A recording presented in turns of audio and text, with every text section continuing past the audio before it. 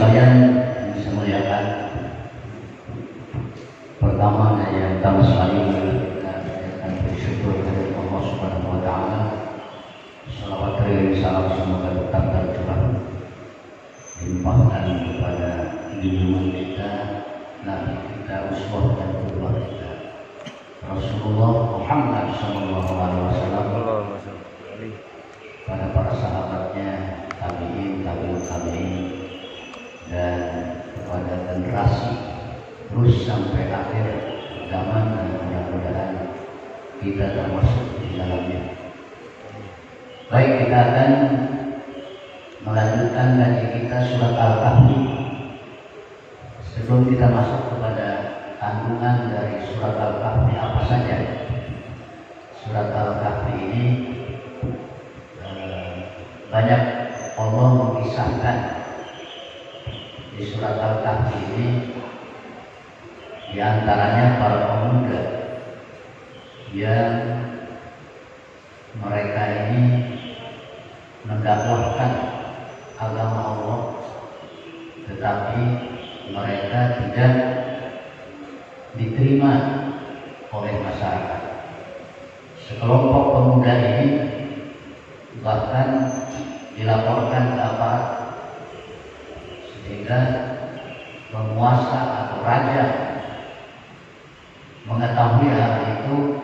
Mereka menyiapkan bala tentara atau untuk menangkap, hidup atau mati. Berita ini sampai kepada mereka. Kita bagaimana ini? Ya udah, kita cari tempat yang aman aja. Kita cari tempat yang aman. Akhirnya mereka sedapat-dapatnya masuklah ke dalam gua jauh dari kota. Itu pun terus masih dicari. Mereka dicari, tetapi Allah melindungi. Beberapa mufasir berbeda pendapat. Di antaranya mereka itu masuk ke dalam, di perjalanan sudah sampai kira-kira dekat ke tempat di mana beliau bersembunyi. Naik gunung terus saja. Bapak kalau melihat bukit Jabal Nur, melihat bukit di mana Nabi pernah bersembunyi di situ dengan Abu Bakar. Itu di pinggir jalan, kelihatan sekali. Terus naik, kata Nabi, wahai Abu Bakar, kita masuk ke sini. Oh siap, tapi nanti. Kata Abu Bakar, saya duluan, saya akan bersihkan dulu. Udah ada bebatuan yang jelas, buat orang bumi. Ada apa? Ada. Abu Bakar masuk, dia bersihkan kayu-kayu tajam dan batu di pinggirin, kemudian ada beberapa lubang ular, dia tutupin pakai batu yang super. Wahai Rasulullah, silakan turun, silakan masuk. Sudah rapi, sudah beres. Begitu masuk, saking lelahnya Nabi tertidur di pangkuan Abu Bakar. Memang sempit. Jadi gua itu walaupun lebar tetap gua namanya. Umumnya gua sempit. Kemudian yang dihuni oleh Ashabul Kahfi ini, apakah gua itu luas? Ya pokoknya masuk beberapa orang. Apakah 6 orang atau 7 orang? Bahwa di situ tidak ada yang tahu pasti. Pemuda yang ditidurkan Allah selama 309 tahun. Bayangkan tidur 309 tahun, bolak balik. Seperti orang tidur kan tidak selalu miring ke kanan. Kadang pendek ke belakang, kadang berbalik ke kiri. Itu dijelaskan di dalam surat Al-Kahf. Kembali lagi, ketika masuk Nabi ketiduran, tiba-tiba ada ular nongol dari lubang, ditutup oleh Abu Bakar dengan kakinya, ditutup. Wah, ini kalau keluar bahaya ini. Kalau nggak saya yang digigit, Rasulullah yang digigit. Abu Bakar tidak berani membangunkan karena beliau baru saja terlena, baru saja tidur, kasihan capek, biarkan dikorbankan kakinya digigit ular. Abu Bakar manusia biasa, rasa sakit digigit ular, akhirnya netes air matanya. Begitu netes air matanya pas jatuh ke pipi Nabi bangun kaget. Abu Bakar ada apa? Kenapa nangis? Gak apa-apa ya. Gak apa-apa gimana? Enggak, ini kaki saya digigit ular. Kenapa nggak bangunkan saya? Kata Abu Bakar, saya berani. Baru saja Rasulullah tertidur, masa dilaku. Inilah Abu Bakar, sahabat sekaligus merangkap sampai berdua yang tidak mau Rasulullah berpisah, tidak mau Rasulullah jauh, sehingga berikan amanah kalau meninggal dunia jangan dijauh. Aku bersama dua sahabat. Kita pergi ke Madinah, di situ ada raudhah luar biasa. Raudhah itu dulunya di luar, Pak. Karena areal bertambah-tambah, akhirnya ada di dalam posisinya. Di situ hanya 3 makam. Rasulullah, Abu Bakar, Rasulullah di tengah, Abu Bakar kanan, Umar bin Khattab di samping sahabat merangkap sebagai mertua juga Umar. 3 kuburan saja, 3 makam saja. Kalau ke situ jangan sholat, tidak ada tuntunannya. Di situ hanya memberi salam. Assalamualaikum ya Rasulullah, Assalamualaikum ya Abu Bakar, Assalamualaikum ya Umar, atau Assalamualaikum biasa, Assalamualaikum warahmatullahi wabarakatuh. Ya. Berdoa, berselawat, tidak ada sholat. Banyak yang maksain diri. Untung gak keinjak juga terakhirnya kepalanya. Orang begitu berjubel-jubelnya kalau di musim haji, umroh saja banyak. Jamaah sekalian yang saya muliakan, apa yang terjadi? Bangun Nabi, kemudian ditarik oleh Nabi ular itu, dibunuh, kemudian dilempar. Ini perasaan orang kafir Quraisy ini mencari jejak, dan naik ke situ. Apa yang terjadi? Sudah terang menerang karena Nabi perginya mau dengan Abu Bakar, itu sudah dicari oleh orang kafir Quraisy. Mereka sudah naik ke atas. Kalau saja begini, kepalanya itu nunduk ke bawah. Orang kafir Abu Bakar dan Rasulullah nampak, kelihatan jelas sampai merinding. Abu Bakar ketakutan, dia ketakutan. Ya Rasulullah, ada apa? Di atas kelihatan itu berdiri, tapi apa yang dikehendaki, apa yang Allah punya kehendak lain, dia dikasih takut lehernya. Kenapa dia tidak menunduk begitu bawah? Padahal lubang dari atas itu jadi gua sur, dan gua itu yang dikenal ada 2 hero, ada gua sur. Ini gua sur, ya kelihatan dari atas itu. Kalau orang masuk ke dalam, ya. Itu yang dikhawatirkan Abu Bakar yang Rasulullah masuk di atas sampai gemetar. Apa kata Nabi? Ya Abu Bakar, la takhaf wa la tahzan, innallaha ma'ana. Jangan takut, jangan gentar, Allah beserta kita. Tenang, tenang. Ya Allah, kalau secara hukum alam secara alami. Dia nengok saja begini, dia tinggal nimpa aja pakai tombak, tinggal pakai nimpuk, pakai batu. Selamat Allah bisa.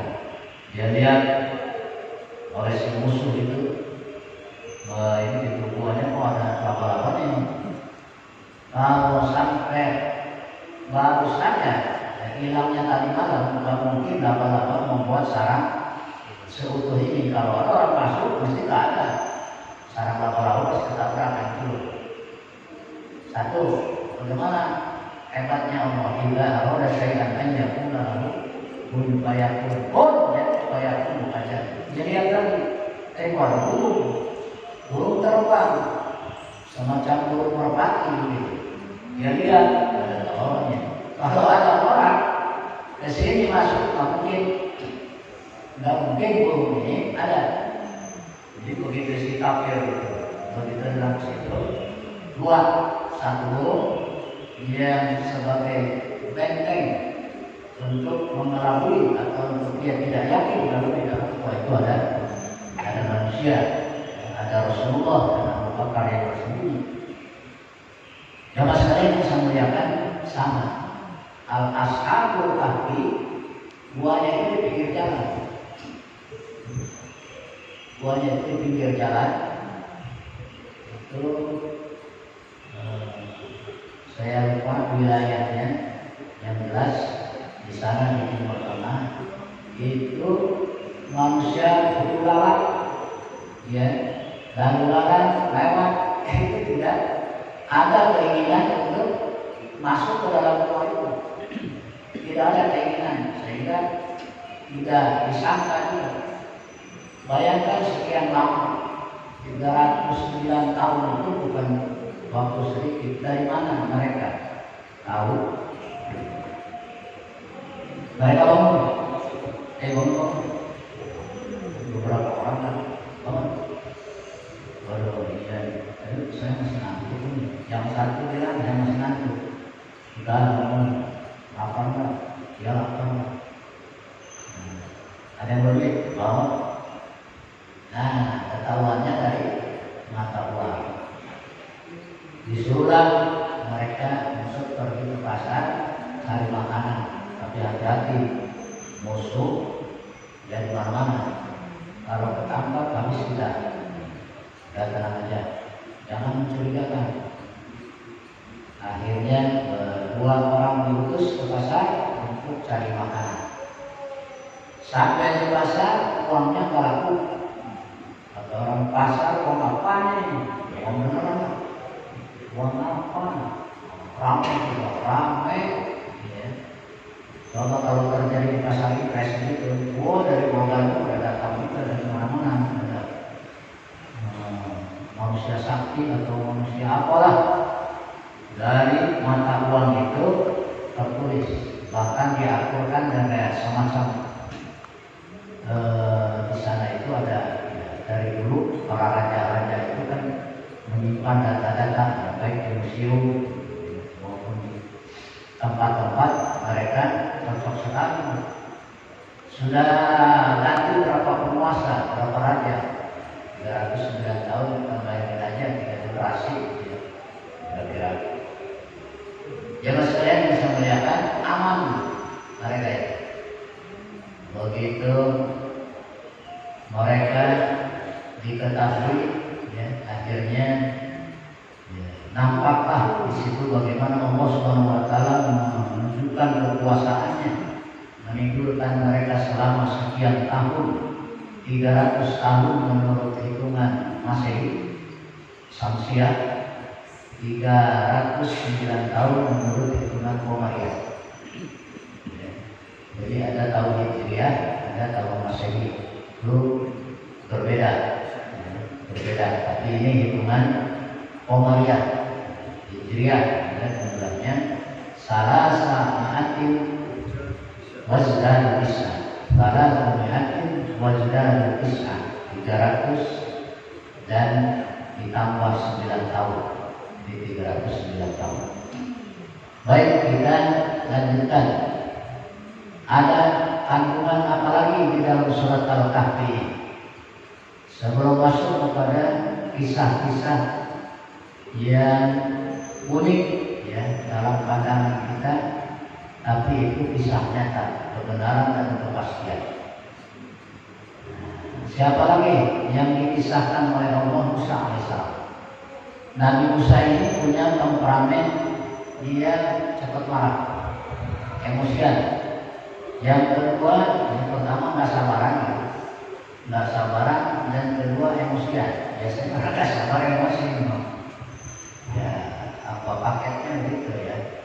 Nabi Musa ini dia tidak sabar. Kalau melihat sesuatu cepat dia ngambil kesimpulan. Padahal kan tidak boleh. Buktinya dilarang oleh Allah. Kalau dia lihat sesuatu, ya orang yang kayak orang mati, Nabi Musa itu. Lalu kenapa? Karena sabar. Ada orang Israel, ya, sama orang Kipti dia berantem. Kata Musa jangan berantem. Biasa di mana-mana pasti orang yang punya masalah itu nggak boleh ikut campur, Pak. Apa urusannya? Ini urusan kami. Apa itu ikut campur kan gitu? Nah, ditempelin Musa mati. Disitulah pelarian Nabi Musa yang memang skenario-nya sudah dibuat seperti itu. Ada mufasir yang mengatakan bahwa Nabi Musa ini memang dia merasa tidak ada yang paling hebat di sini diperlihatkan. Pak, perlu diketahui Nabi Musa itu tenaganya lebih dari 40 tenaga kuda. Dari mana tahunya? Kelebihan Nabi Musa itu luar biasa. Jadi wajar kalau mencari orang sekali tewas, ya sekali langsung semangkut. Kekuatannya itu diterangkan di dalam Al-Quran. Bagaimana ketika dia narik pintu besi, di mana pintu ini untuk subur memberi minum ternak, ya ternak itu tempat minumnya, tutupnya, pagarnya pintu besi, tidak bisa ditarik kecuali 40 orang laki-laki. Nabi Musa cukup dengan tangan kirinya, dia tarik, terbuka pintu itu. Sedangkan ukuran kuda itu 40 tenaga laki-laki pada umumnya normal.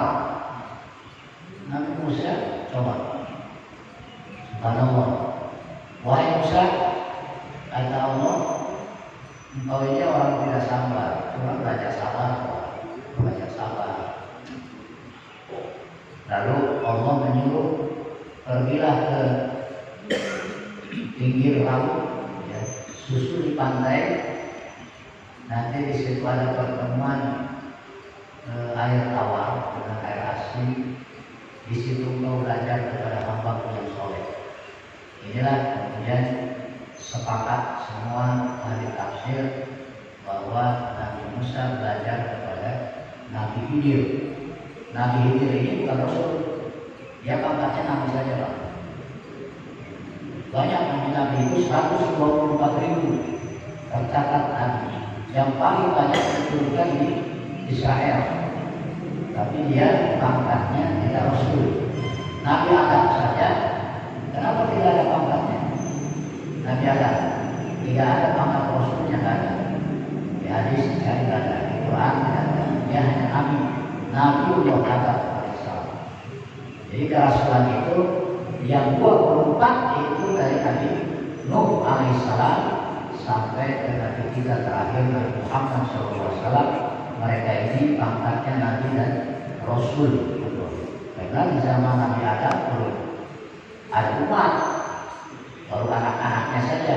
Jadi anak-anaknya itu mengikuti ajaran bapaknya. Jamaah sekalian bisa melihatkan, kembali lagi ke Nabi Musa. Berangkatlah Nabi Musa dengan bujangnya. Apa bujangnya? Ya bujang lah. Ayo ikut aku. Mau kemana ikut aja. Pak, di perjalanan mereka bawa nasi. Kalau bahasa kita ya, mau bekal, makan dulu ya makan. Selesai makan, itu sedang makan ya, sedang makan. Sudah cukup perjalanan sejauh, kita tidak tahu sampai kapan ketemu seseorang yang disuruh oleh Allah tadi, dia berburu kepada seorang yang soleh. Pak, begitu mau dibungkus, ikannya disisakan ikannya, baru habis separuh. Begitu mau dibungkus lompat. Dijelaskan dalam Al-Quran, jadi kalau di laut itu ada nelayan, ya, menangkap ikan, dapat ikan sebelah, itu benar. Saya pernah lihat ikan sebelah, matanya cuma satu, dagingnya cuma sebelah, sebelahnya ada. Ikan sebelah namanya. Itu kisah dari Nabi Musa. Lompat, ikan sudah digoreng, sudah matang, sudah dimakan sebelah, tinggal sebelah, lompat ke laut, terus jalan. Oh, ya udah benar itu perjalanan. Ya udah masih ada kan sisa makan masih. Ayo makan. Mau makan lagi ikannya mana? Kata Musa. Waduh, lupa saya, kata bujangnya. Saya lupa menceritakan tadi pas mau dibungkus sama saya, sisa kita makan lupa. Lompat ke laut. Nah, kita balik lagi. Di situ ternyata begitu balik lagi sudah ada seorang laki-laki yang duduk di atas batu di situ. Assalamualaikum. Waalaikumsalam. Saya memperkenalkan diri, saya hamba Allah, saya Musa. Kata dia, saya sudah tahu. Oh, hebat benar ini. Belum perkenalan, kata seorang laki-laki tadi, saya sudah tahu. Kau diberita ke sini untuk apa? Pura-pura saya disuruh belajar. Jangan, kata Hidir, kamu tidak akan bisa belajar sama saya. Lantas nanti alaika sabr, kamu tidak akan sabar. Coba. Kata Hidir, kata Musa, boleh. Kata Hidir, boleh belajar sama saya, tapi dengan satu syarat. Syaratnya harus sabar. Apa yang saya lakukan, kamu ya, jangan komen apapun, tidak boleh komentar apapun. Cuma itu aja syaratnya, ya itu aja. Siap. Ayo jalan. Berjalannya Musa dengan seorang guru tadi, dikenal di dalam catatan itu adalah Nabi Khidir alaihissalam. Apa yang terjadi? Kita naik perahu, kita harus nyebrang, kita naik kapal, ya apa sampan gitu ya. Pak, sampai di tengah, hampir sampai si perahu ini bolong, korek. Coba siapapun orangnya pasti ya dengan spontan. Kata Musa, apa nih? Mau celakai orang banyak. Ya. Apa bagus-bagus kalau dibolongi, air hancur masuk ke dalam. Kata Hidir, ingat tak pesan saya?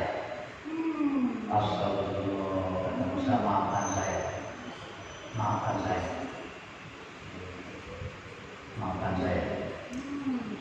Terus ayo jalan. Di dalam surat Al-Kahfi dijelaskan bahwa jalan kaki tiba-tiba ada seorang laki-laki, anak masih anak, ditempel sama hidup mati, dibunuh sama hidup. Kata Musa, apa? Membunuh orang, anak kecil lagi, dosa apa dia? Enggak, saya bilang, apa yang saya lakukan? Diam. Muka sabaran. Waduh, kata Musa, maafkan saya. Kalau saya lakukan sekali lagi, udah saya akan stop, berhenti. Saya tidak mau mengikuti Rasulullah muasar. Baik, terus kita jalan lagi. Jalan. Ada rumah, mau rumah ini kalau zaman dulu kan rumah gede gitu ya. Mau rumah ini diperbaiki oleh ini, diperbaiki. Ya. Musa sudah lapar nih, ya nggak tahu lapar di sini orang manusia itu nggak sabar, lu lapar banget. Kata Musa ini, kalau ada penghuninya kita dikasih makan, ya minimal dikasih minum lah, dikasih jamuan. Ya. Kalau ada penghuninya, walaupun dari pagi gitu, kata ini ngomong apa? Astagfirullah, hadza al-qawl baini wa baini. Saunabbiuka bi ta'wili ma lam tas'al bi alika sabr. Ini saatnya kita berpisah. Berpisah antara aku dan kamu, dan aku akan memberitahukan, menjelaskan apa yang sudah saya perbuat tadi kepada kamu supaya kamu jelas, supaya kamu mengerti. Nabi Musa ini dipersiapkan oleh Allah untuk menjadi manusia agung nantinya, sehingga modal kesabaran itu harus ada, ya. Tidak cukup dengan tenaga kuatannya. Kalau nggak sabar, bagaimana menghadapi Fir'aun nanti? Fir'aun marah-marah, dia emosi lagi kan, tidak selesai urusannya. Maka sudah belajar, Nabi Musa belajar sabar.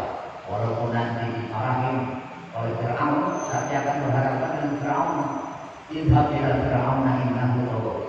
Nanti Allah menyuruh Musa untuk datang kepada Fir'aun. Sementara Fir'aun sedang mencari Musa dan sangat dendam dengan Musa. Kenapa Musa dicari? Membunuh orang. Itu masalahnya. Jadi dua orang ini, Musa orang membunuh, dia juga pernah membunuh. Isi daripada apa yang dilakukan oleh Khidir, dengarkan, kata Khidir, tadi saya membolongi apa? Perahu. Itu perahu itu punya orang miskin. Dia tidak punya mata pencaharian kecuali dari sumbernya dari sini. Sementara di seberang sana itu ada raja zalim. Si raja ini merampas semua perahu yang bagus. Yang bagus-bagus dirampas. Makanya saya bolongin supaya jangan dirampas. Dan memang itu tidak dirampas karena rusak, dibolongin. Kalau cuma menambal, gampang kan. Tapi kalau sedikit ini harus dia dirampas akalnya, perahunya, kemana lagi dia mencari gantinya? Bukan hal yang mudah itu. Oh, begitu kata Musa. Terus tadi membunuh anak-anak, ya. Anak kecil dibunuh apa itu? Itu dia nanti kalau sudah besar akan durhaka, mendurhakakan hanya durhaka dirinya, tapi juga menyeret kedua orang tuanya. Orang tuanya jadi durhaka kepada Allah gara-gara dia. Maka sebelum gede saya bunuh aja. Bukan kemauan saya, tapi ini perintah dari Allah Subhanahu wa Ta'ala. Yang ketiga, rumah yang saya perbaiki itu punya anak yatim. Anaknya masih di kota.